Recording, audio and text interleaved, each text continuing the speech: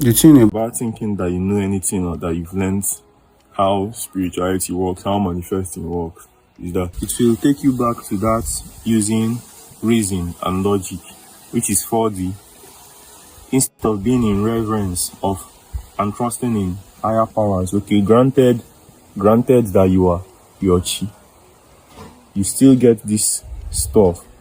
You know what I'm saying? You still get this skin. Just use your power as your chi and talk to the people where Igbo spirituality, where your ancestors don't teach you.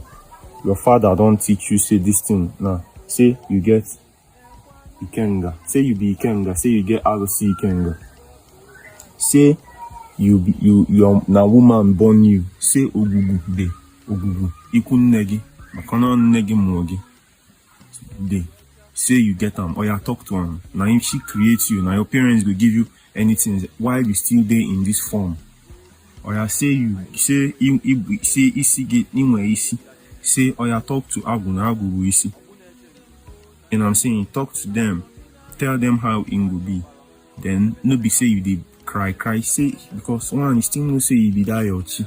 Inwe backing, but inwe ndi egede. Obinago ndembu na ndi egede. Inwe guardian spirits where they with you, where they come with you. You be an India get in another life, because when you be in this, when you know they in this life, you still Ibu can India get there, maki Ibu a spirit, Ibu echi, yota. But use your power. No try to do the work. Just be in reverence of these powers, of these higher powers, of these higher powers, higher self. So one last thing, remember that I offer consultation calls. So if you feel there is something that could be gained from anyone one-on-one, having a session together, speaking one-on-one, hit me up, book a session with me, and let's set the time and talk and hash out, maybe help you through the start of your journey or through a bump in it or something. Yeah.